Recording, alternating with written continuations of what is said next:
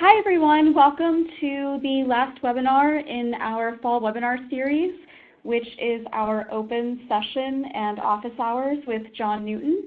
We will be starting now.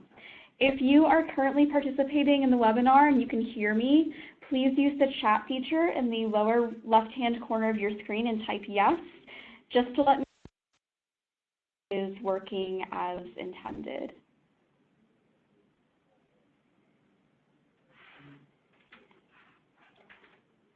All right, it looks like I've got a couple yeses. That's great. Thank you so much. So we will keep going. So just to give a brief introduction, my name is Katie Evans. I work here on the Bench Prep team. Just so you all know, this presentation is being recorded, and the recording, as well as the slides that John uses today, will be posted inside the Bench Prep HR learning system as soon as possible. It will most likely be by the end of the day today. So to find this recording after the webinar is concluded, what you'll do is you'll go to the lesson section of the course. You'll scroll all the way to the bottom of the table of contents, where you'll see a section called Webinars. Then you'll see all the webinars sorted by the date on which they occurred, and you'll be able to view any of them that you would like. So I will be here for the first 5 minutes to introduce John Newton, who is our host and HR expert today, and then I will also be here at the end to answer any product questions you might have briefly. So I can answer any questions you have about the Bench Prep technology, such as the mobile app or any tech support you might need, anything that is product specific, whereas John, who is our resident HR expert, will walk through the content. So any actual HR, PHR, SPHR questions he can go over with you, and he will have a 10-minute Q&A session at the end as well. So again, I will be here for product questions at the very end of the webinar, and John will have a 10-minute Q&A. So a quick reminder before I introduce John, just remember that we are on social media, so you can find us on LinkedIn, you can follow us on Twitter, and you can like us on Facebook. We have a LinkedIn group specifically for users of the learning system. So if you type Bench Prep HR into the search function for any of these platforms, you'll see our page and be able to keep in touch with us. So once again, I'm very excited to introduce John Newton to you all. He is one of the absolute best instructors that we work with, one of the best instructors that I have personal experience with. He is a consultant with his own HR company, John Newton & Associates, which covers several industries. He holds the SPHR certification, and he also teaches PHR and SPHR prep, not just through us here at Bench Prep, but at the university level, both at DePaul University and Northern Illinois University.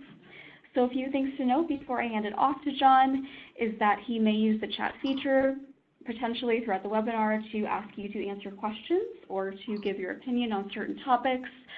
So please use the chat feature to do so. But any questions that you have for John, please wait and use the designated time at the end of the webinar to ask those questions. It can be distracting both for John and I. I will be following the chat if you do have any technical issues. But otherwise, please keep all of your questions until the end, and we will do our best to get to all of them.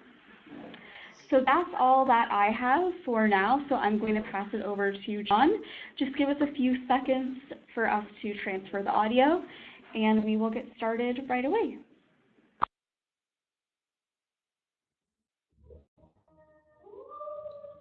Okay, Katie, thank you very much. This is John Newton. If you can hear my voice now, along with the ambulance driving by my office, go ahead and type in yes if you would, please. Fantastic. Okay, well, good afternoon, everybody. The first thing I simply want to say is to thank you to Katie for really managing these webinars over these several months. It's really a lot of behind-the-scenes efforts, and so she gets great kudos for doing that. The second thing I'd like to say is, you know, I hear her introduce me every time, and I sort of just kind of like, oh, isn't that nice? But she said, you know, John holds his SPHR. And I just thought it relevant to all of you. I just recertified in this last month, something that as soon as you all become certified, we'll need to begin to figure out, kind of your plan for recertification. And while this isn't the session where we'll go into great detail on recertification, I think it's important to say that two ways you can become recertified. You can take your exam again, or you can, get it through continuing education credit, and it's every 3 years that you recertify. And most people elect not to take an exam again because, oh my gosh, lots of work. But there's, plenty of ways to get recertification hours by going to conferences, being members of HR associations, and actually through submitting new work experiences that you have. So that's how I do it myself. And this time I just simply look back over the last few years. What have I attended? Who am I a part of? And what's new that I've done in my own career? And I was recertified. So just know that once you become certified is when you start needing to collect your, I believe it's still 60 hours worth of continuing education credits. So just a little backstory on that, kind of an off-ramp. All right, and let's go ahead and look at what is it we're going to talk about today.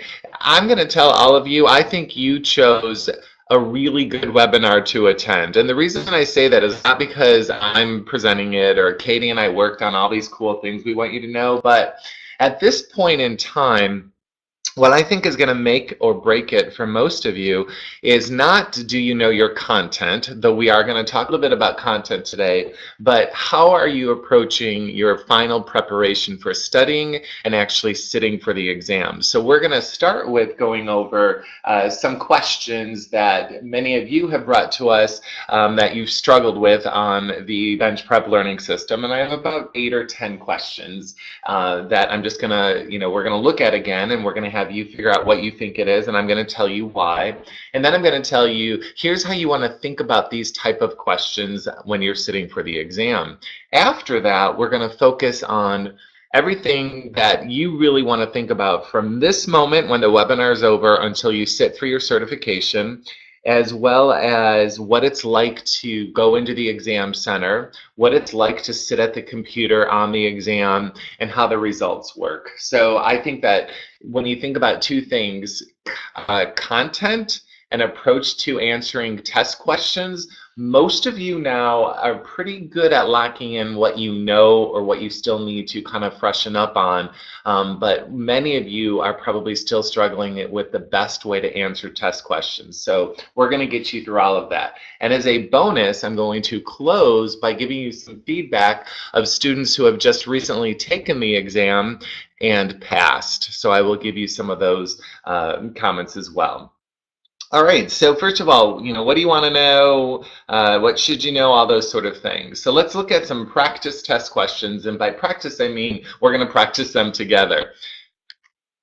All right, this is a question that many of you saw or will remember seeing that struggled with. So an electric company wants to expand into the wind energy sector within 6 months. After a job analysis of the current staff, you determine that a significant number of wind turbine fabricators, installers, and operators will be needed, but the available workforce does not have enough individuals with this training readily available. As the HR director, how would you advise senior management? All right, so go ahead. A, B, C, or D. I won't read the answers, but you read them. Actually, I think I will, because this is how I want you to do it on the exam. So read them slowly and thoroughly. Extend the target market segment entry date. Partner with a local college to identify new graduate with skill set needed. Extend the target market segment entry date and staff new positions with a mix of contractors and internal staff who have been trained. Implement a recruiting strategy with a goal of identifying internal talent and external recruiting. All right, so the first thing I want you to know is as you read these questions and answers, never select an answer till you've read all 4 possible answers, even if you get A. So now select A, B, C, or D. If you are able to, go ahead and enter that into the chat function. We're not judging if you get it wrong. We're having you prep your ability to, answer some test questions and, stand by your answers. So go ahead and in the chat, put A, B, C, or D.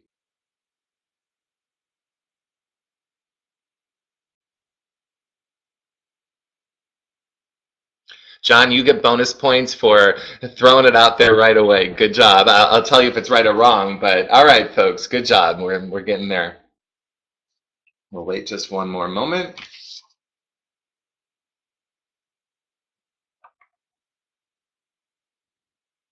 And as you're all finishing giving your answer, I really do want you to get comfortable with, up until the day of the exam, don't be afraid to get things wrong. Be ready to simply learn from things that you get wrong. You'll either get things right and you'll just rock it in and confirm it and never forget it, or you'll get things wrong on a practice and you'll figure out why you got it wrong and you won't get them wrong on the exam. So don't beat yourself up if you don't get any of these right today, for example. But the answer here is A, extend the target market segment entry date.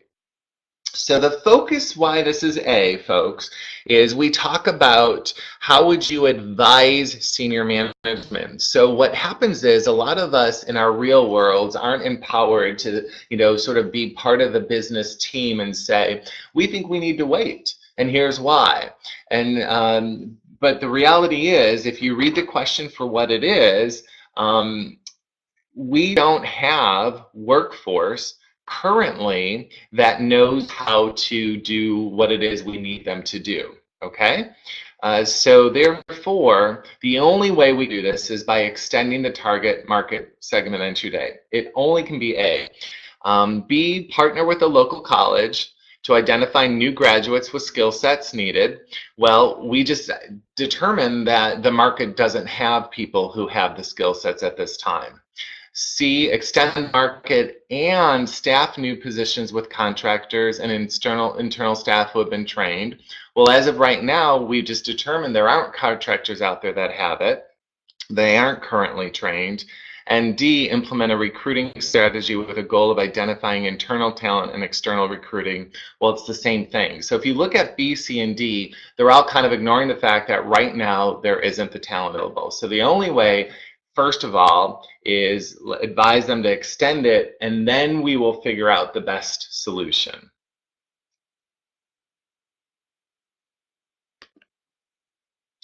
All right, our next question here. During the collective bargaining process in the public sector, which of the following is considered to be generally illegal in regards to bargaining subjects? Methods of performing work, negotiation of wage rates, types of employees or positions assigned to any organizational work project, arrangements for employees in carrying out job tasks that cannot be negotiated. All right, so go ahead and put your A, B, C, or D.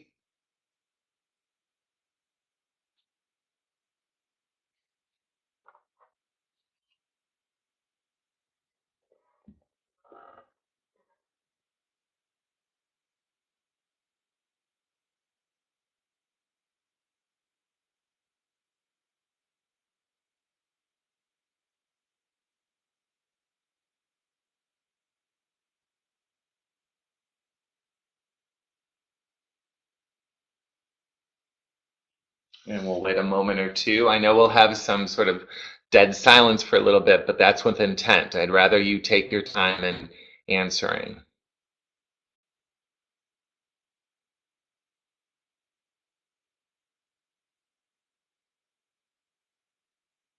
Okay, folks, this is an interesting one, and it's one I'd have you remember your exam. When you look at union negotiation process in the public sector, and what we mean by that is government sector, not publicly traded sector. There's a couple of idiosyncrasies. The one that's likely to show up on your exam is the one we're looking at right now, and the correct answer is B, negotiation of wage rates. Now, I don't think it'll provide us value to spend 15 minutes kind of giving out sort of the whys and why it's B. You simply need to remember this. I think the shorthand way that might give you enough comfort, like I can live with that, is the government determines what it's paying its people, And it's one place where employees who are government employees, even if they're represented by a union, don't have the ability to come in and say, we think we should be paid more and we're going to hold out until you pay us more. That's not a place that the government allows negotiation for. So the bottom line is negotiation of wage rates. B, final answer. All right, our next question, why do plans have a high adverse selection rate? In other words, they're not being chosen a lot, and sort of the impact of them is pretty low. A, employees go out of work for their services. B, only a small percentage of employees actually enroll in the dental plans. C, many dental procedures can be postponed. D, only a small percentage of employees utilize the dental benefits once they are enrolled. All right, we'll take a moment, see what your thoughts are.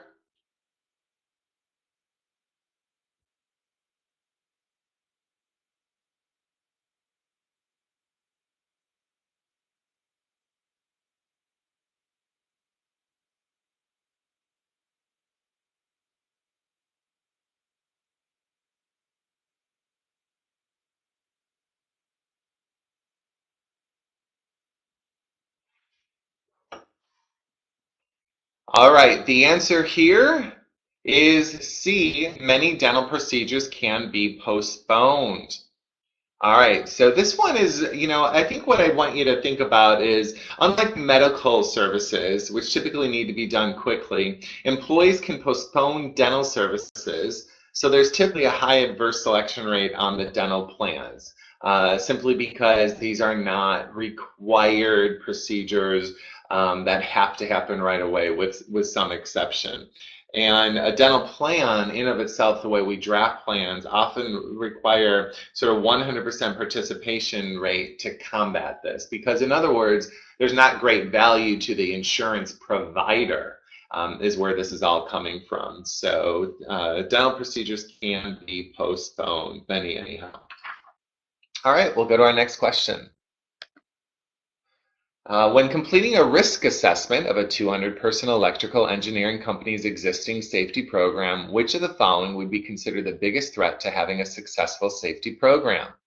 A, lack of funding. B, unskilled workers. C, training department deficiencies. D, lack of interest. Go ahead and type in your answer, please.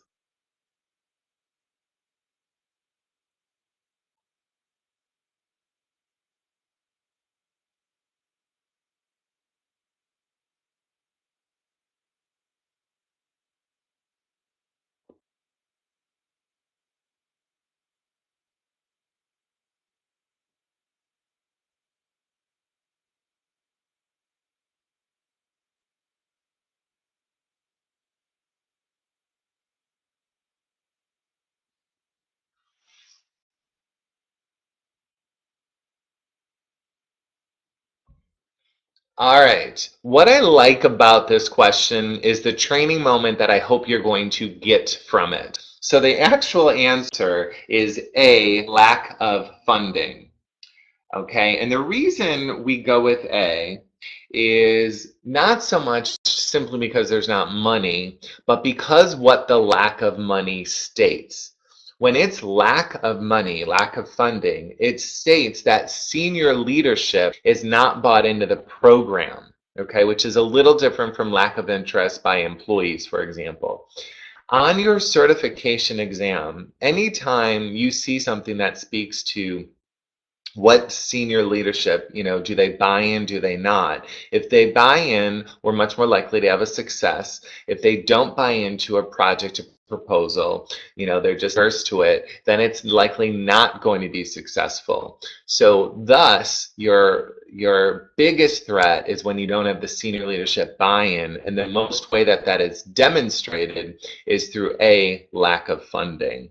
So hopefully on future exam questions, always think about, is the senior leadership committed to this? Are they bought in? And if it might say that directly, or it might say it indirectly, like lack of funding, but that should be a good clue to you that it's very likely the right answer, either why we have it or why we don't. Okay, here's a long question. Far too often, applicants for technology positions do not have the right combination of skills for the complex mid-career level positions at a company. Senior management has decided they would like HR to coordinate the development of a succession plan. Which of the following would be your next step in implementing a strategic succession plan process? Assess the current situation, articulate a desired outcome, formulate the strategy, implement the strategy. So go ahead and make your decision.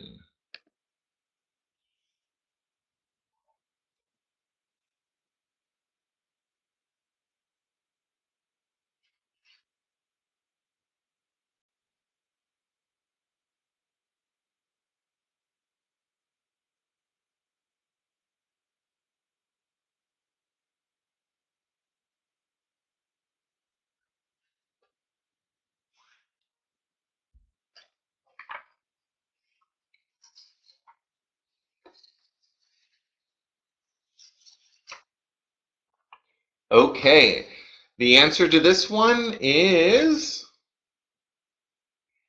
B, articulate a desired outcome. Now here's why. Here's why it's B. I like the fact that a lot of you went for A because the reality is when you look at processes, any process or project, you typically start with an assessment. However, the assessment has already been done. Senior management has stated, we need this, right? We need it. So the assessment has been implied here. What has not been done, the very next step before you start building it is, sort of the end part of the assessment is you always think about how will we determine if this is a success? What are we looking for? What will we measure, right? So it brings us to B, our desired outcome. Okay, so before you start putting the plan together and before you start doing it, which is what C and D are, you need to figure out how are we going to measure it. So B, final answer. All right, we've got 3 more of these questions, including this one, and then we're going to move on to some other, we think, vital tips to passing your exam. The HR manager at a mid-sized software company is conducting a training evaluation after new product training that recently took place. She is analyzing data from observations, interviews, tests, and surveys to see if new skills were successfully transferred to the job. The analysis she is completing is an example of what kind of evaluation? Behavior, results, learning, reaction.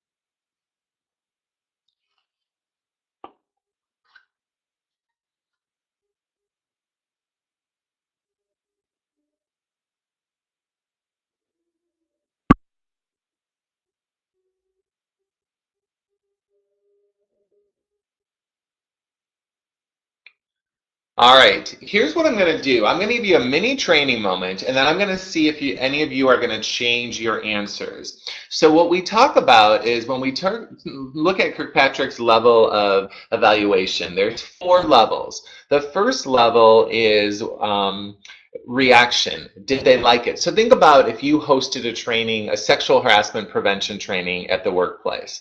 The first thing you would do is, did they like it? That's reaction. That's level 1. The second thing you would do is, did they learn something? Do they know facts? Can they tell you something that they know? The definition of quid pro quo, for example. That's level 2. Level 3 is, did they start doing something different? Are they no longer sharing sex jokes? Are they reporting when they believe someone is mistreating someone else in a harassing manner? Those are behaviors. That's level 3. And then level 4, as a result of those behaviors, what people are doing differently or not doing anymore. We look at what is the result. Are we having less lawsuits? Are we saving money? Are we having a higher retention rate of employees as a result of these behavior changes that occurred from the sexual harassment prevention training? So knowing how I've just described that, which of these do you think is being really what level are we looking at here? So she's analyzing from observations, from interviewing. What do you think is the one she's leaning towards?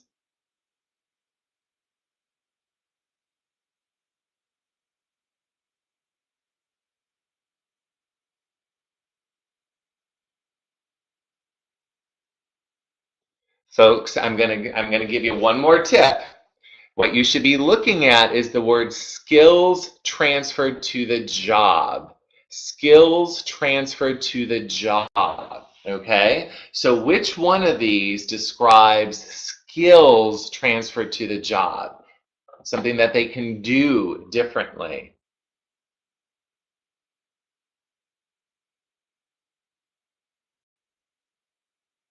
All right, now we're getting there. Yes, it is actually A, folks, behavior. Remember, I'm going to say this one more time. Pete, I just saw your note. You're so nice. No, really, folks, think about this. When we talk about learning, or first of all, reaction is, did you like it? Thumbs up. Learning is, do you know simply a different fact? Behavior is you are doing something different. You are no longer writing inappropriate emails. You are coaching people of your own team members on what to say and what not to say. So your behaviors, what you're doing, you now know how to do things differently, more effectively. That, by definition, behavior are skills. Your behaviors demonstrate the skills you have or don't have. And then ultimately, you want positive results. So this question is leaning towards A. Okay?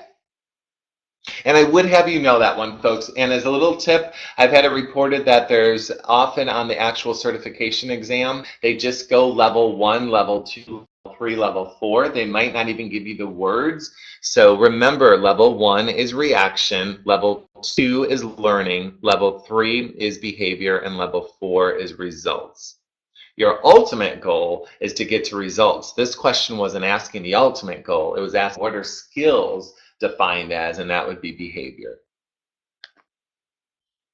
An inspection given by OSHA when a fatality, catastrophe, or a complaint occurs would be what type of inspection? All right, go ahead. What do you think? Incident inspection, violation inspection, programmed inspection, unprogrammed inspection?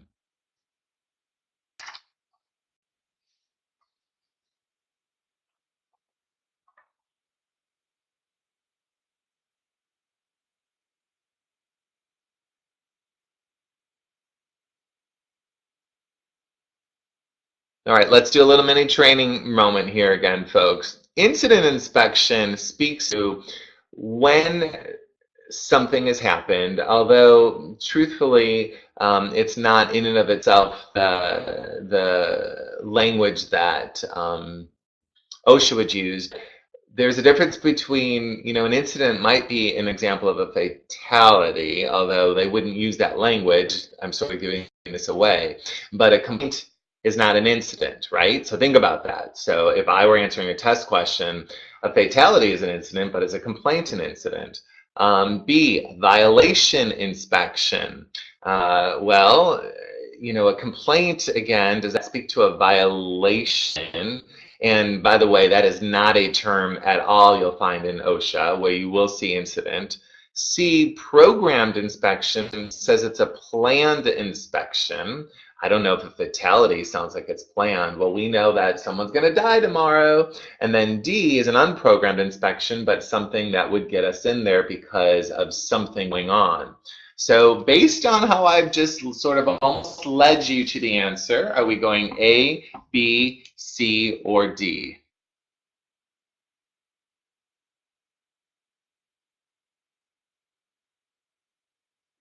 In D. Okay, I break my own rule. I'm looking at some of your chat answers as well. I know I have to see your answers.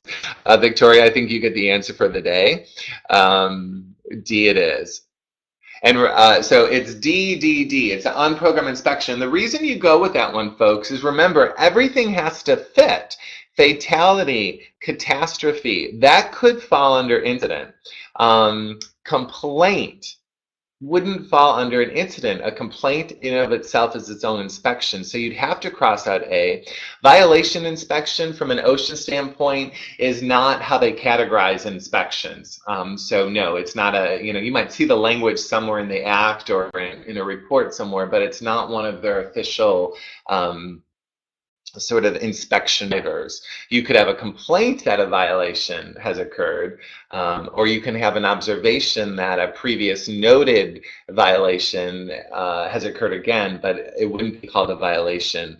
And then a programmed inspection is sort of their planned inspections if they've got nothing else to do, which is a type of inspection. And an unprogrammed inspection is just that, something that brings us in suddenly. All right, and then our last question of the day before I bring you to some really other valuable pieces in our 15 or 20 minutes. Personal bargaining and principal bargaining are two negotiation approaches used in collective bargaining strategies, collective bargaining positions, collective bargaining subjects, collective bargaining agreements.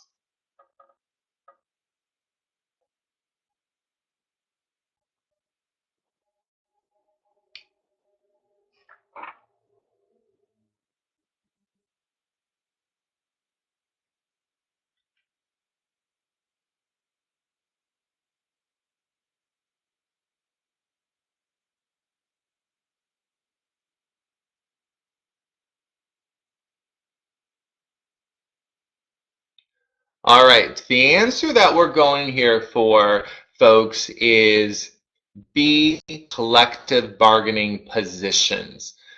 Because what we're really focusing on is, kind of, are we focusing, positional bargaining talks about we're going to bargain in an approach that states, this, we need to make sure everybody gets a raise, and so it'll be positionally based, right? Whereas principal bargaining is things that we stand for. Like we don't think it's ethical to do this, and so we're going to sort of focus more on the values based.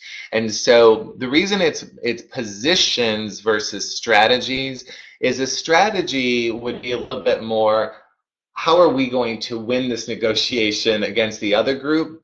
Positional is, what are we thinking is best for us, like the way we want to approach it for our organization, versus how we're going to strategize to kind of be more successful against the other. So I think that that's really ultimately why you focus on positions versus strategies. And then a collective bargaining agreement, number D, or letter D, is simply a contract. And C, collective bargaining subjects are the things that we're going to bargain, like wages, working conditions, retirement plans. So you would have been right to sort of cross out C and D and sort of figure between A or B, but hopefully I've just explained why indeed it is B. All right, at this point in time, folks, if you're taking some notes, now's the time to really take some good notes, because I'm going to whip through quite a bit in 15, maybe 20 minutes. We may even go into a few of our final 10 questions. If you've got things you want to know, I will stop after a couple of these subjects to say, around this category, what do you want to know? But also at the end, I and Katie will answer any general questions. So don't hesitate, just write them down so you don't forget them though. All right, here we go. Some tips on answering test questions. First of all, don't change your answers. We know, folks, for a fact that when people select an answer on an exam, their first one is almost always the right answer. The only time I encourage people to change an answer is when A, they realize, oh my gosh, I missed a key word as I was reading, like the word best or worst. Or B, as you answer a future test question on the exam, it reminds you, oh my goodness, that's the answer for the previous question. Then you would go back and change it. Very, very seldom would I encourage you to change answers. Look for keywords, particularly in the answers. So if you're between, two of the four answers, look for keywords. Things like alignment. They want to know that you're aligned with the strategies of the organization. Communication, good communication. Being strategic. Senior leadership buy-in. We talked about that earlier. Taking quick corrective action. Training. They're very focused on the fact that we should be offering fair and consistent training for everyone. So if you're really struggling, if you see some of those words in an answer, and you can't decide between A and B, then choose the one that has some of those key words. Read the question, attempt to answer first. In other words, don't look at the answers before first trying to figure out in your head what it is. So it might even require you putting your hand over the answers on the exam to say, I bet they're going for this. Then read through A, B, C, and D and see if what you thought matches closely to A, B, C, or D. But once again, even if you think it's A, make sure you read B, C, and D because one word can really change a context. Think like a business owner or chief officer. I hear more feedback on this talking point than almost anything I teach in an entire semester to students, including from recent successful test takers. When you're answering your questions on the exam, always think like a business owner or a chief leader, chief human resource officer leader first. And what I mean by that is what's best for the business, because what we often do in our careers today is we have positions where we're thinking, well, how will this help Bob in customer service? I don't want Bob in customer service to be sad. Well, the reality is, as much as we want to serve our employees, what trumps all of that is doing what's right to keep the business moving forward. So always think business owner first. And then slow down. There is no reward for answering all of your questions faster than anyone else. And so when you take your exam, and I have another slide that we'll talk about, in front of the computer at the exam, I'm going to just kind of remind you now, slow it down. Take your time. However fast you're reading a question, slow it down. That's for every one of you. I would tell every one of you that. All right, I'm going to pause there. This general question answering. It's a little vague. Maybe you'll know where I'm going when I talk about future tips, but is there anything about that I can speak to on just real quick tips on answering a test question? If so, go ahead and type it in, and I'll glance in a moment. We're going to now move on to tips on preparing for the exam.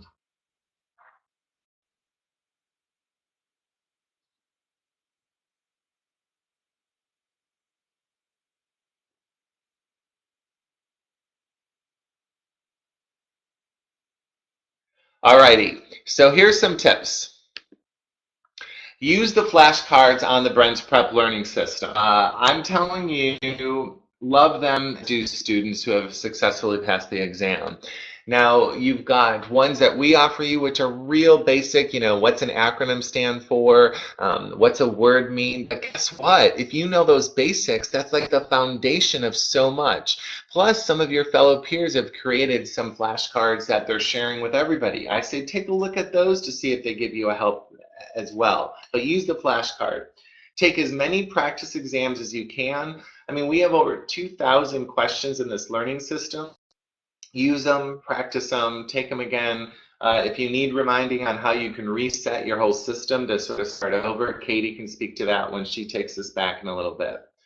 If it's not too late for some of you, get in a study group where maybe you get on the phone or get in person with people. And what I like about study groups is if they're done right, then one person leads a section, has to teach it to their other peers, and then the other peers, if done right, will hold them accountable. That's right or that's wrong. Read all of your modules. If you've not read all of the lessons in your bench prep system, It's not too late. Make sure you do. If you're the person who bought the book that, the lessons were culled from, it's the same language, just in a book material, then, go back and look at it. But I don't say reread everything. Just make sure you read it thoroughly right at least once. I want you to study 5 out of 7 days for every week between now and your exam.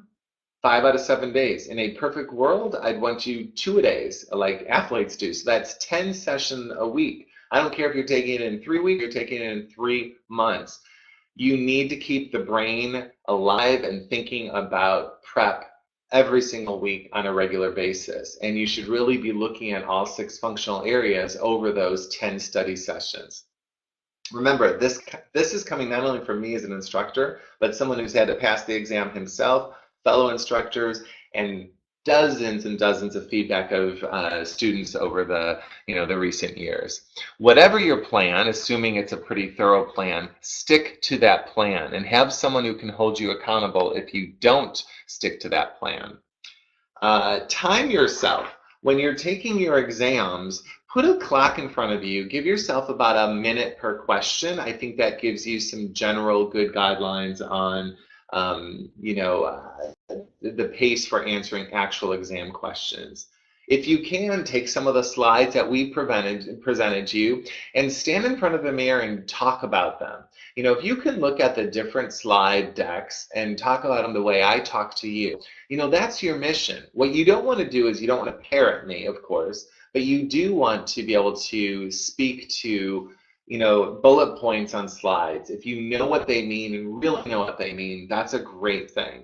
I want you to have at least one before your final week of studying, a 3-hour of uninterrupted review time. So sit in a room somewhere. Don't look at a cell phone. Don't take a phone call. Don't talk to your family member.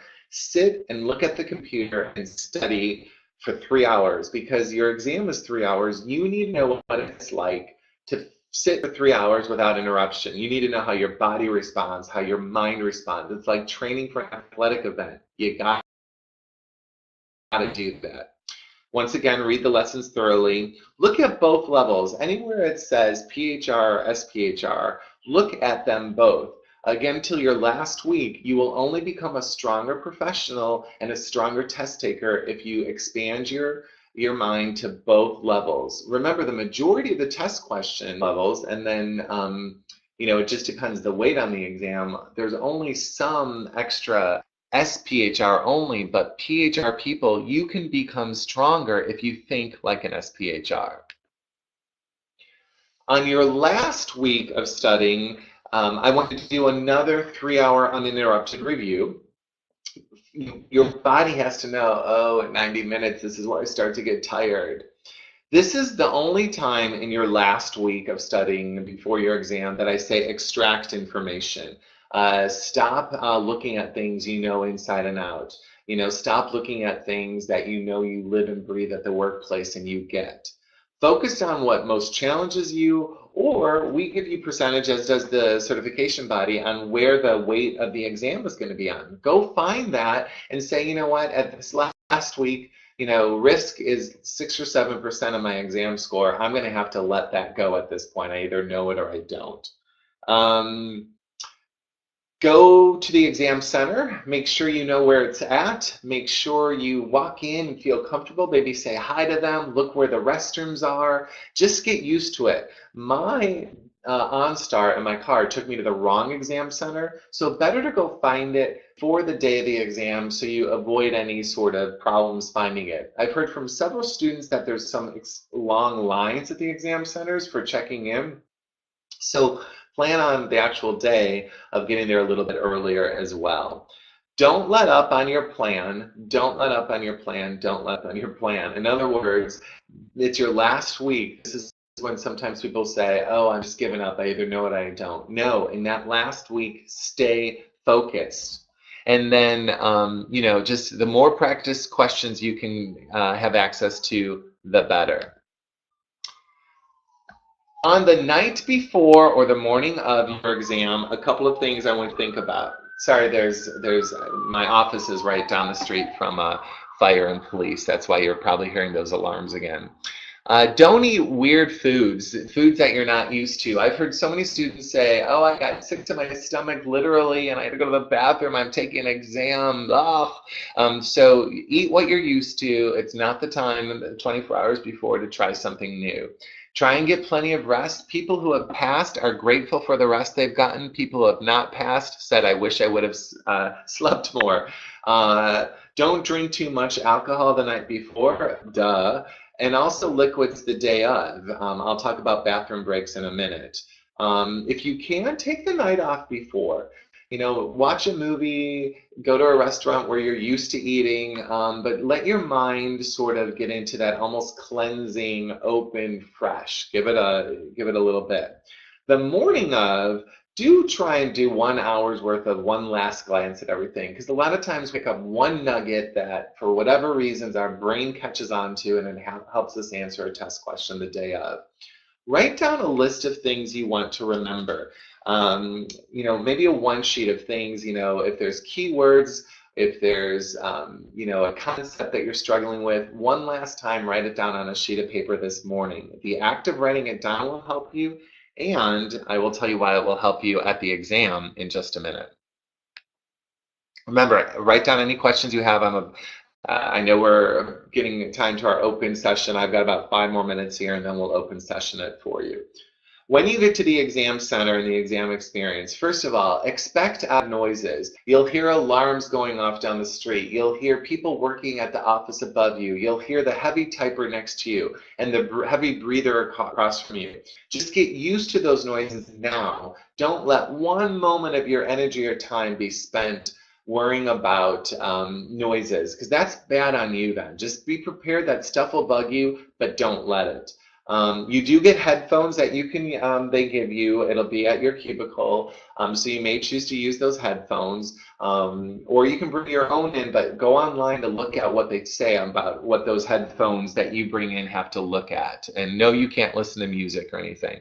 There's a proctor walking around that might bug you when they stand behind you for the longest time. You'll think, I'm not cheating. Don't let it bug you. There's a clock on the computer that counts down, so you'll always see it. So again, I recommend practicing, as I mentioned earlier, with a clock that you see counting down, so you don't get nervous on the actual exam. People don't complain about running out of time. It's not what they complain about. Trust me on that one. There's time to practice the functions of the exam. So it doesn't count towards your exam time, but they'll give you time to practice the functions on the exam. Practice them. Some of those functions are the crossout feature. When you know it's not C or D, you can put a line through it. It doesn't disappear, but it gets much lighter, and then you kind of are looking only at A and B then. Practice that. There's a highlight feature where you can highlight certain words of a question that you might want to remember, and those highlight features stay there if you move on and come back. There's a mark feature where you can mark certain questions that you want to come back and look at. Practice all of these, because once you're taking your exam, then you'll know how to use them. When you're taking the exam, you can answer all the questions. You can come back and look at any questions. You can come back and look at the questions you've marked, or you can skip questions and say, go back to the questions that I've skipped. So that haven't been answered. So you've got multiple ways you can answer and play around. So practice all of those features when they give you time. You do get bathroom breaks. In other words, if you have to go to the bathroom, but your clock doesn't stop. So if you get up to go to the bathroom, your clock is still counting down of your 3 hours from exam time. And when you go back to your seat, you might get behind someone else checking in, and so you might be delayed by a couple of minutes. So that's why I say don't drink a ton of fluid. Stay hydrated, but if you drink a ton of fluid before your exam, if you get up to go to the bathroom a couple times, you're missing out on valuable test-taking time. Make sure your ID that you bring into the exam center matches on what you enrolled. Basically what Prometrics is saying is your first and last name need to match, but if in doubt, just go look. And if you're questioning that the idea you bring in, reach out to ProMetrics and they'll tell you, yes, that works, or no, it doesn't, and here's what you do. And sometimes you have to fill out a form in advance. So make sure you don't deal with that the day of, because if you don't have it the day of, they don't just say, come back, you're just out of luck. So just make sure on that. You can have nothing in your pockets. You'll feel a little like you're being strip searched, but you can have nothing in your excuse me, in your pockets, big heavy jewelry, stuff like that. They give you lockers to lock your personal belongings in. You'll be sat in a cubicle. They're kind of half cubicles. People will be testing around you at all different times. Not even your own certification. You know, they test for hundreds of certifications. So it's a busy place. There will be whiteboard pages. You'll get typically 2 whiteboard sheets of paper and a whiteboard marker, dry erase, where you can write anything on it you want. So remember earlier I said write down a list of things you want to remember. Well, bring that to the exam center. Look at it one last time before you shove it into your locker. You can't walk into the actual cubicle with it. And the moment you sit down, you can write all of that stuff you wanted to remember on that whiteboard. So do it. Take advantage of it.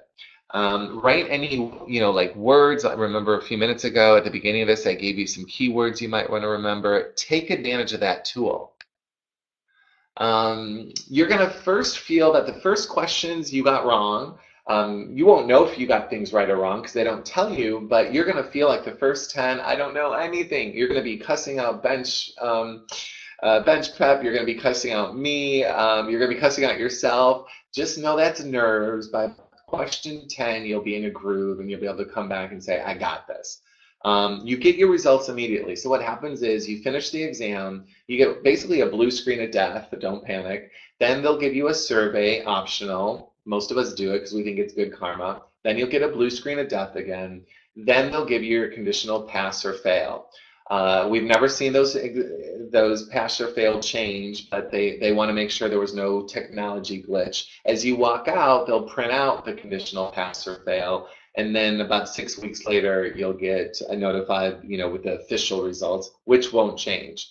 Both the PHR and the SPHR are 3-hour long. There's a total of 175 questions. 25 of those questions are what they call sort of practice questions that they're using to test for reliability and validity for future testers. You won't know what are the practice ones or not. So I always tell people, if you see a question you're struggling with, just assume it's a practice one and don't lose a lot of energy over it. And then lastly, and then I'm going to throw it to you to questions, and I know Katie also will have some things she wants to wrap up on. Some student feedback, folks. So here's, I've pulled some trends already on students in this window who have taken it and passed. Let me just see here. This person said they totally used the bench prep full-length tests. They loved it. They thought it helped. Taking those practice tests also helped them go back and review areas they needed to strengthen. This person said that they did have a long line getting in, so just kind of be prepared for that. They took about 2.5 of the 3 hours. They didn't change a lot of questions. They said a lot of the questions were the same or very similar to the bench prep questions, so that was nice. This person felt that there seemed to be a lot of HRD questions. They did use a lot of acronyms. That's why they said the flashcards and bench prep helped. This person didn't think there was a lot of FMLA or FLSA questions. A couple of people said that they had to figure out compa ratio and the 80% rule to do adverse impacts. So if you want to get 2 math questions, there might be 5 math questions total. Go research either in our materials or just online, compa ratio, that's comparing to market average, and the 80% rule. And then a few more things, and then it's your questions. Feel free to start typing in your questions as I finish this.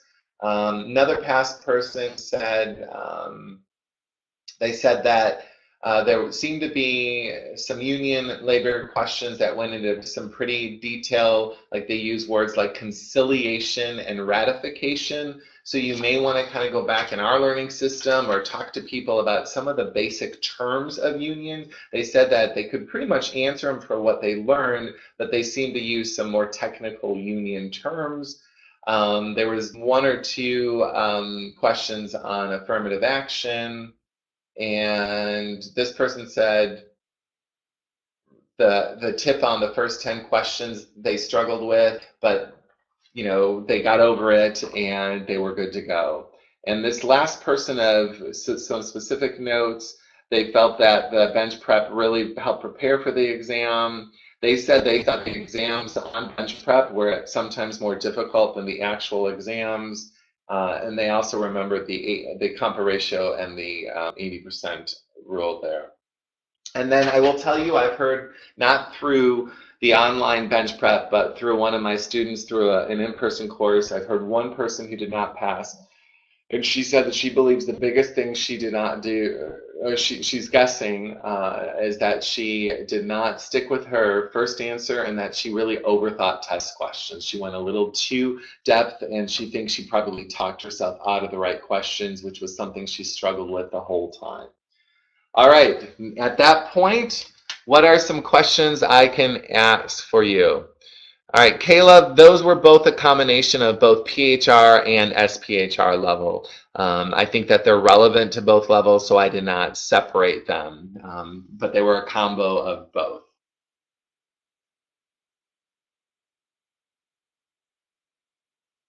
Okay, I'm waiting to see if we have any other questions.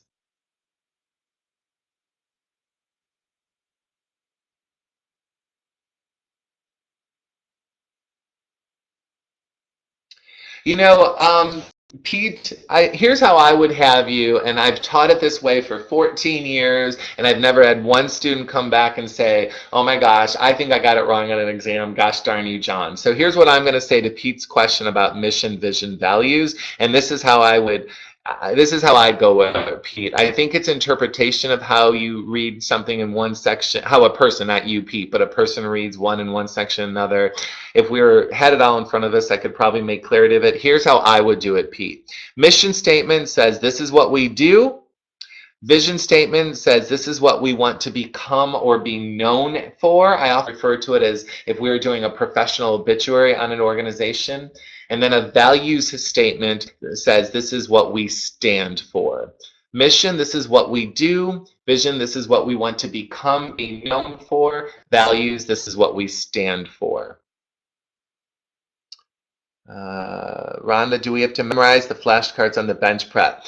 Rhonda, this is not, and I might be saying your name wrong, so forgive me if I am, but it's less about memorization on this exam, and it's more about, can you put things together, behaviorally based on what would be the right action of an HR professional. But the flashcards are great because they are pretty foundational. So the assumption is most of us know what, ADA is, American with Disabilities Act. So I would say, I hate to just say go memorize, but I'd say, yeah, you should know what those at least the ones we've created. I can't speak to the ones the students have created on there, but the ones we've created, yes, you should know them, but more importantly, you should understand them, which is a little different, right? So do you know ADA stands for American Disabilities Act? Helpful. Do you know the 3 or 4 key things about American Disabilities Act? Essential functions, reasonable accommodation, key.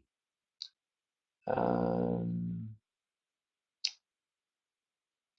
taking PHR. Should I take a PHR test in the bench prep? Yes, yes, yes, yes.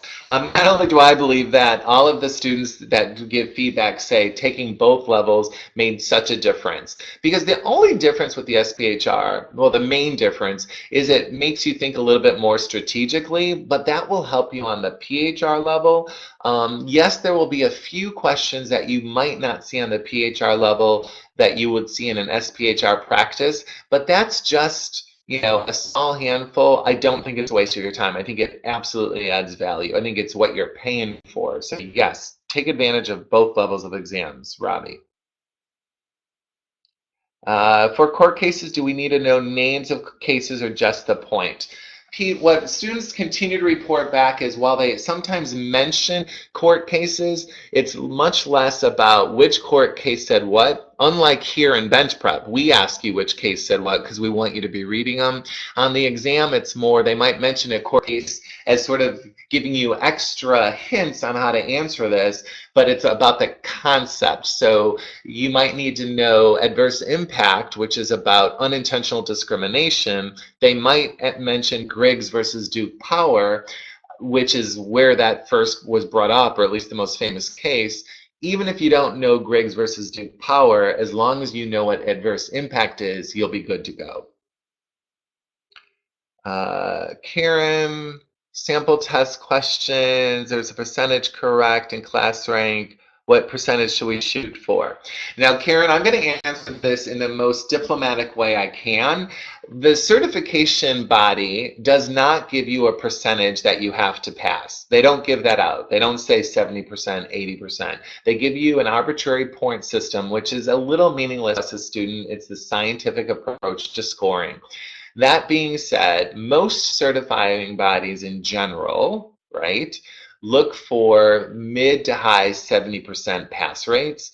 So I'm always encouraging people, if you're not hitting 100% on all these test questions, really shoot for your mid to high 80%. I really do believe typically that will give you enough of a cushion if you, are hitting in the mid 80, 85, and they're testing in the mid 70, mid high 70%. But again, nobody officially gives percentages, so that's kind of my unofficial, anecdotal, from what I've seen students in class, and then go on to pass and things like that. How and where can we find a group study? You know what? You certainly could try and reach out to your fellow students in, the bench prep online if you've made any connections there through, the discussion boards. Other than that, you might want to go on to different, chat rooms that talk about the PHR and the SPHR, but we don't officially manage any of those, but you certainly could try and build those yourself. How do I know what you created versus what the student created?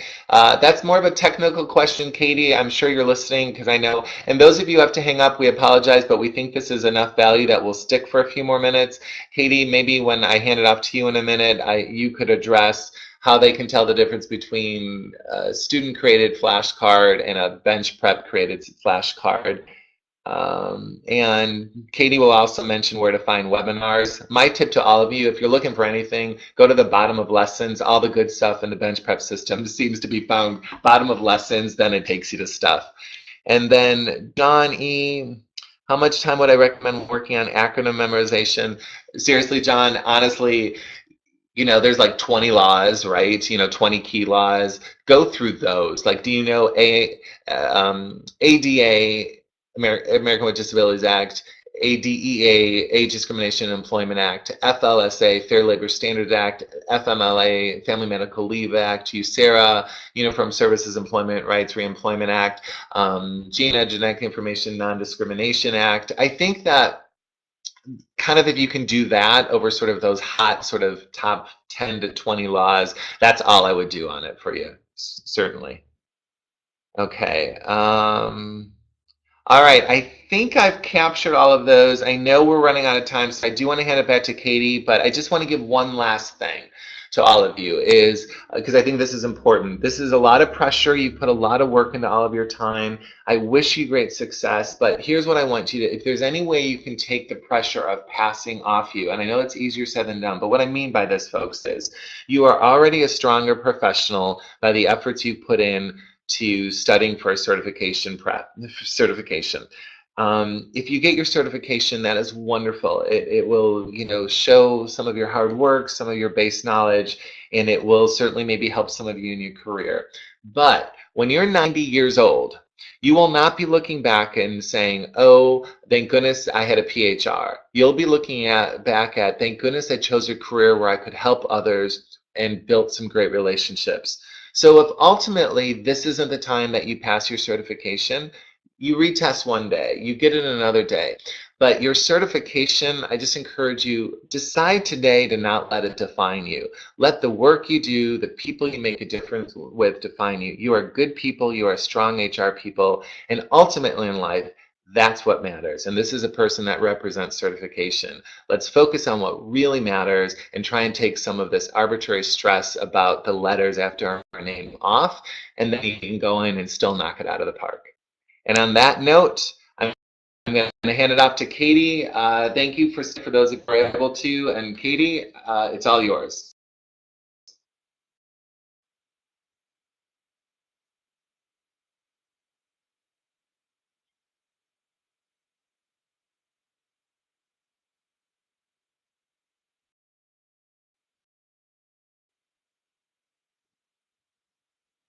You out of this as well.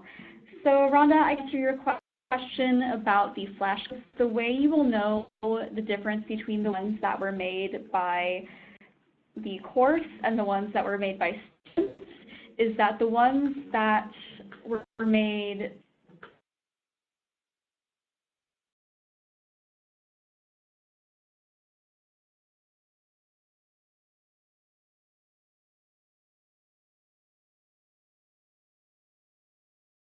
by us and the way to doing so by going to the commercial of the flashcard section. So if you go to the flashcard section, the tab at the top that says Community Sets, if you go there, that's where you can subscribe to flashcards by other users and make use of those. But otherwise, you will always be using native content if that's what you choose to do so. And just as John said earlier, the recordings of all of our webinars, including this webinar and all of the presentation materials that we use, will be available in the lesson section at the bottom of the screen where you'll see the webinars header. And every webinar is put in there the date on which it occurred. So that is where you'll find those. If there are any other technical questions that you all may have about the SPHR learning system, I can answer those now. And I'll just wait on the line for a second or two just to make sure that we get to everything.